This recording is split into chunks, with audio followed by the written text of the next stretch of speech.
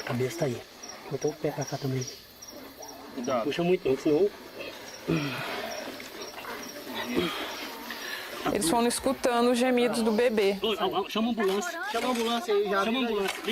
Já avisa o hospital. Chamou aí? Aonde foi? Liga 1660. 16 minutos. Quando eles foram tirando, eles perceberam a movimentação. Saiu. E que a criança estava viva. Vamos levar. Vamos levar logo. Vamos levar, mano. Vamos levar. Bora. Já vai lá, Henrique. Vai lá, Henrique. Então, algumas etnias no Brasil têm dentro da sua cultura o que a gente chama de prática nociva cultural, né, que é a prática do infanticídio, crianças que nascem com deficiência, filhos de mãe solteira, às vezes gêmeos. Eles classificam um ser do bem, o outro amaldiçoado. E muitas vezes essas crianças, elas são rejeitadas. A gente tem casos de crianças enterradas vivas com 1 ano, 2 anos, algumas destinadas à morte com 5 anos. O que acontece? Essas crianças também são sacrificadas. Então, a palavra não é infanticídio, é assassinato de crianças. A gente trata isso como uma prática nociva cultural.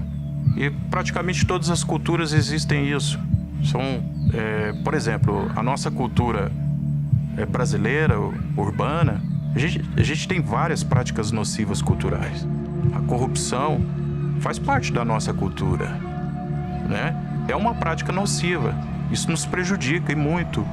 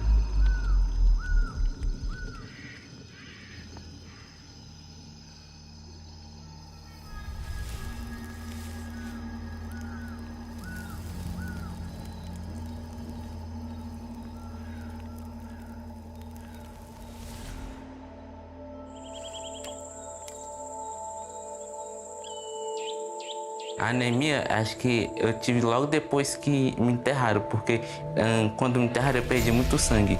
Eles me enterraram porque a mulher, que era minha mãe verdadeira, ela era mãe solteira, então ela não tinha condições de me criar, então ela foi e me enterrou. Minha mãe estava voltando da roça, ela ficou sabendo, minha mãe adotiva, ela ficou sabendo que eu tinha sido enterrado e me resgatou. Perdi muito sangue, porque entrou muita terra nos meus ouvidos, nariz e boca. A questão da anemia, ela é até hoje, eu faço tratamento desde criança, lá no Hospital da Criança. A cada 1 mês eu vou lá para o Hospital da Criança, tomo 3 bolsas de sangue e se eu tivesse na aldeia, eu não teria sobrevivido. Eles nem sabem exatamente como vão cuidar dessas crianças, como vão alimentar essas crianças, como é que o recurso de uma cadeira de rodas vai chegar até eles, né? Essa questão do infanticídio, nós não podemos ver como uma crueldade dos povos. Os índios acreditam, por exemplo, que uma criança com deficiência, ela não vai conseguir acompanhar a comunidade na hora da caça. E a dinâmica das aldeias, as mulheres vão para a roça, os homens vão para a caça, a aldeia fica sozinha.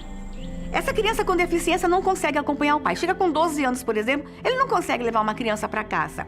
Deixa a criança sozinha na maloca. Essa criança vai sentir fome. Ou essa criança pode ser comida por uma fera. Pode entrar uma onça na aldeia, ela tá sozinha.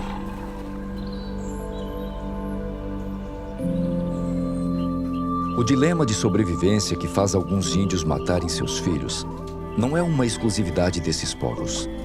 Muitas vezes, nossa civilização também encara a sobrevivência humana com olhos pouco caridosos. Como se ela pudesse ser reduzida a um cálculo matemático. Apenas 3 anos após o fim da Segunda Guerra, o ambientalista William Vogt publicou um sucesso de vendas chamado Caminho para a Sobrevivência. O livro era um manifesto contra os países pobres com populações que se multiplicam rapidamente. O autor atacou até a medicina por tentar manter o maior número de pessoas vivas e louvou a prática do infanticídio na Grécia Antiga. O periódico Science publicou um artigo chamado A Tragédia dos Comuns. O biólogo Garrett Hardin argumentava que o colapso ambiental era inevitável, haja vista a proliferação desenfreada de humanos.